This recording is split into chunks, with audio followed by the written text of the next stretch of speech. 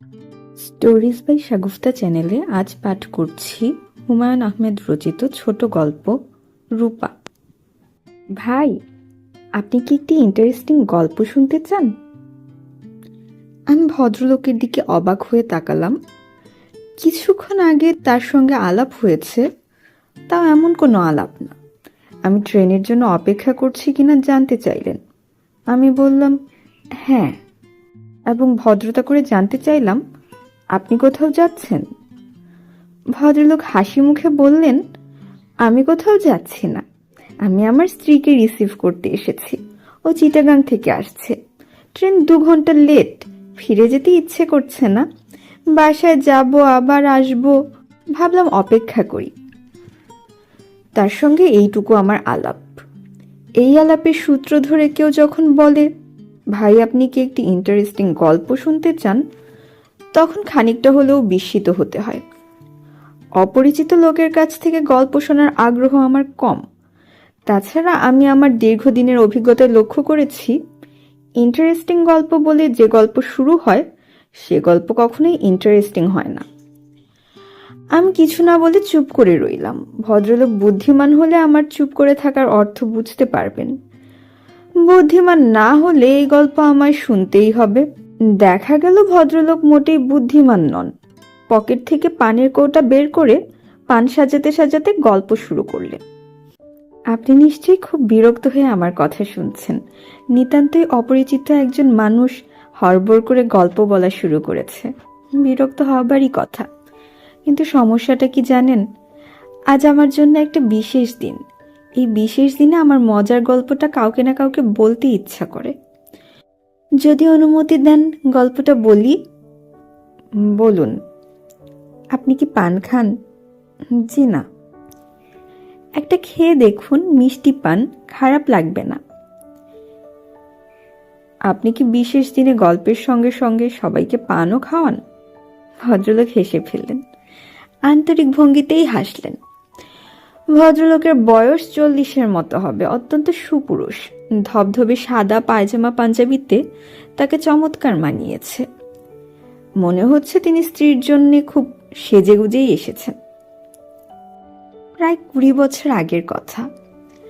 আমি তখন ঢাকা বিশ্ববিদ্যালয়ে অনার্স করছি পদার্থবিদ্যায়। এখানে অন্ধকার বলে আপনি সম্ভবত আমাকে পরিষ্কার দেখতে পাচ্ছেন না।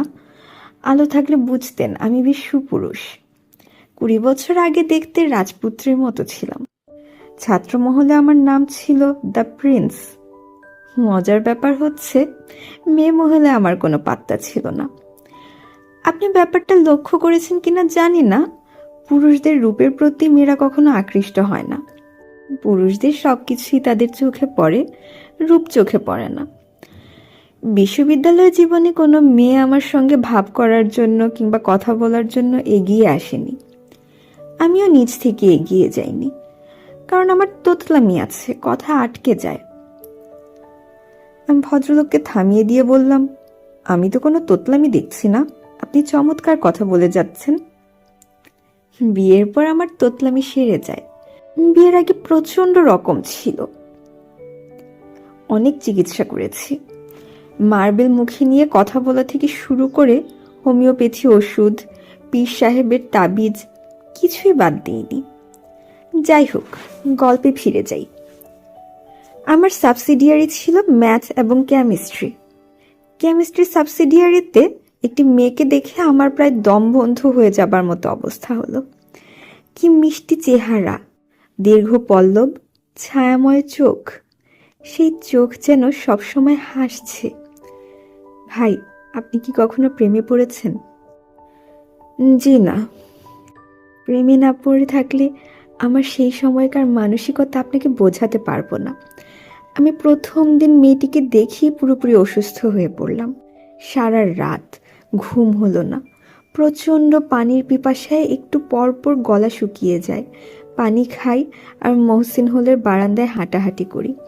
সপ্তাহে আমাদের 2টা মাত্র সাবসিডিয়ারি ক্লাস। রাগিয়ে দুঃখে আমার কাঁদতে ইচ্ছে করে। প্রতিদিন একটা করে সাবসিডিয়ারি ক্লাস থাকলে কি ক্ষতি হতো?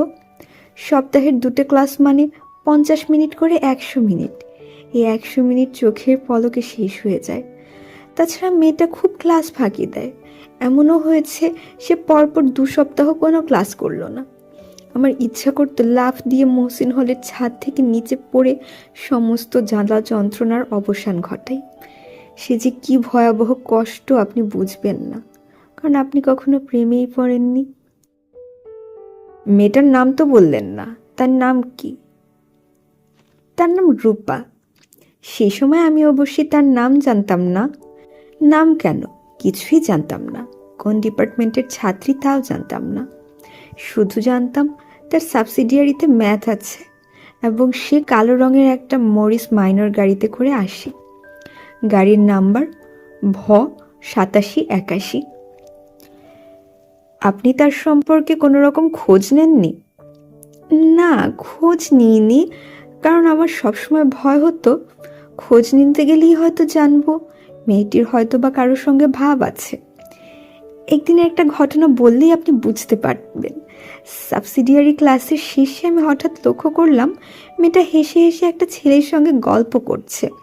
আমার সমস্ত শরীর কাঁপতে লাগলো, মনে হলো আমি অজ্ঞান হয়ে পড়ে যাব।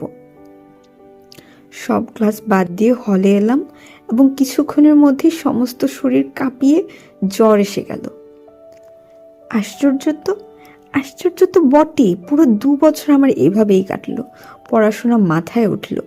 তারপর একদিন অসীম সাহসের কাজ করে ফেললাম। মরিস মাইনর গাড়ির ড্রাইভারের কাছ থেকে বাড়ির ঠিকানা জেনে নিলাম। তারপর মেয়েটিকে সম্বোধনহীন একটি চিঠি লিখলাম। কি লিখেছিলাম এখন আর মনে নেই, তবে চিঠির বিষয়বস্তু হচ্ছে আমি তাকে বিয়ে করতে চাই। তাকে রাজি হতেই হবে। রাজি না হওয়া পর্যন্ত আমি তাদের বাড়ির সামনে না খেয়ে পড়ে থাকবো, যাকে পত্রিকার ভাষায় বলে আমরণ অনশন। গল্পটা কি আপনার কাছে ইন্টারেস্টিং মনে হচ্ছে? হ্যাঁ হচ্ছে। তারপর কি হলো বলুন। চিঠি ডাকে পাঠিয়ে দিলেন? না না, নিজেই হাতে করে নিয়ে গেলাম। ওদের বাড়ির দারোয়ানের হাতে দিয়ে বললাম, এ বাড়ির একজন আপা আছেন না, ইউনিভার্সিটিতে পড়েন, তার হাতে দিয়ে এসো। দারোয়ান লক্ষ্মী ছেলের মতো চিঠি নিয়ে চলে গেল এবং কিছুক্ষণের মধ্যে ফিরে এসে বলল, আপা বলেছেন তিনি আপনারা চেনেন না। আমি বললাম, তিনি ঠিকই বলেছেন, তবে আমি তাকে চিনি, এটাই যথেষ্ট। এই বলে আমি গেটের বাইরে খুঁটি গেড়ে দাঁড়িয়ে রইলাম। বুঝতেই পারছেন, নিতান্তই পাগলের কাণ্ড। সে সময় মাথা আসলে বেঠিকই ছিল, লজিক নষ্ট হয়ে গিয়েছিল। যাই হোক, সকাল 9টা থেকে বিকেল 4টা পর্যন্ত কোনো রকম ঘটনা ছাড়াই গেটের সামনে দাঁড়িয়ে রইলাম। লক্ষ্য করলাম দোতলার জানালা থেকে মাঝে মাঝে কিছু কৌতূহলী চোখ আমাকে দেখছে। বিকেল 4টায় এক ভদ্রলোক বাড়ি থেকে বের হয়ে কঠিন গলায় বললেন, যথেষ্ট পাগলামি করা হয়েছে, এখন বাড়ি যাও। আমি তার চেয়েও কঠিন গলায় বললাম, যাব না। পুলিশে খবর দিচ্ছি, পুলিশ এসে তোমাকে ধরে নিয়ে যাবে। কোনো অসুবিধা নেই, খবর দিন। ইউ রাস্কেল, মাতলামি করার জায়গা পাও না। গালাগালি করছেন কেন? আমি তো আপনাকে গালি দিচ্ছি না। ভদ্রলোক রাগিয়ে জ্বলতে জ্বলতে বাড়ির ভেতর চলে গেলেন। তার পরপরই শুরু হলো বৃষ্টি, ঢালাও বর্ষণ। আমি ভিজছি নির্বিকার ভঙ্গিতে, সঙ্গে সঙ্গে বুঝছি যে জ্বর এসে যাচ্ছে। সারাদিন রোদে পড়ার পর এই বৃষ্টি সহ্য হবে না। তখন একটা বেপরোয়া ভাব চলে এসেছে। যা হবার হবে। ক্ষুধায় ক্লান্তিতে শরীর অবসন্ন।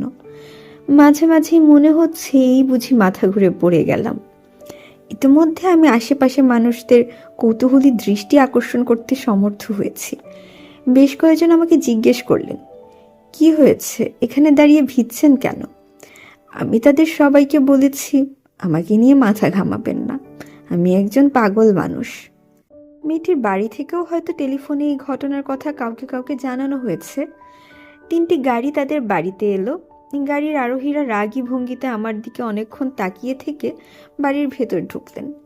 রাত 9টা বাজল। বৃষ্টি এক মুহূর্তের জন্য থামল না। জ্বরে তখন আমার গা পুড়ে যাচ্ছে। দাঁড়িয়ে থাকতে পারছিলাম না, পা ছড়িয়ে বসে পড়লাম। দারোয়ান এসে আমাকে ফিসফিস করে বলল, সাহেব পুলিশ আনতে চাইছেন, বড় আফা রাজি না। বড় আফা আপনার অবস্থা দেখে খুব কাঁদতেছেন, টাইট হয়ে বয়ে থাকেন।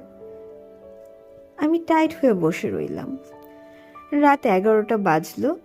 ওদের বাড়ির বারান্দায় একটা বাতি জ্বলে উঠল বসার ঘরের। দরজা খুলে মেয়েটি বের হয়ে এলো। মেয়েটির পেছনে পেছনে ওদের বাড়ির সব কজন মানুষ। ওরা কেউ বারান্দা থেকে নামলো না।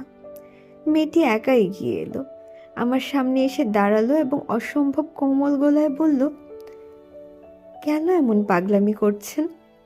আমি হতভম্ব হয়ে তাকিয়ে রইলাম, কারণ এই মেয়ে সেই মেয়ে নয়, অন্য একটি মেয়ে। একে আমি কোনোদিন দেখিনি। মরিস মাইনের গাড়ির ড্রাইভার আমাকে ভুল ঠিকানা দিয়েছে, হয়তো ইচ্ছা করেই দিয়েছে। মেয়েটি নরম গলায় বলল, আসুন, ভেতরে আসুন, টেবিলে খাবার দেওয়া হয়েছে, আসুন তো। আমি উঠে দাঁড়ালাম, বলতে চেষ্টা করলাম, কিছু মনে করবেন না, আমার ভুল হয়ে গেছে, আপনি সেই মেয়ে নন, আপনি অন্য একজন। মেয়েটির মমতায় ডুবানো চোখের দিকে তাকিয়ে এই কথা বলা সম্ভব হলো না। এত মমতা নিয়ে কোনো নারী আমার দিকে তাকায়নি। জ্বরের ঘোরে আমি ঠিকমতো পা ফেলতে পারছিলাম না। মেয়েটি বলল, আপনার বোধহয় শরীর খারাপ, আপনি আমার হাত ধরে হাঁটুন, কোনো সমস্যা নেই। বাসার সবাই বারান্দায় দাঁড়িয়ে কঠিন চোখে আমাদের দিকে তাকিয়ে আছে। তাদের সবার কঠিন দৃষ্টি উপেক্ষা করে মেয়েটি হাত বাড়িয়ে দিল। যে গভীর ভালোবাসায় হাত বাড়ালো, সে ভালোবাসাকে উপেক্ষা করার ক্ষমতা ঈশ্বর মানুষকে দেননি। আমি তার হাত ধরলাম, এই 20 বছর ধরেই ধরে আছি। মাঝে মাঝে এক ধরনের অস্থিরতা বোধ করি।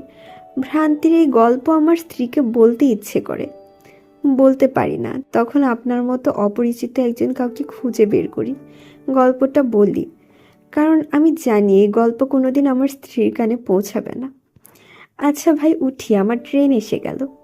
ভদ্রলোক উঠে দাঁড়ালেন। দূরে ট্রেনের আলো দেখা যাচ্ছে, রেল লাইনে ঘর ঘর শব্দ উঠছে। ট্রেন সত্যি সত্যি এসে গেল।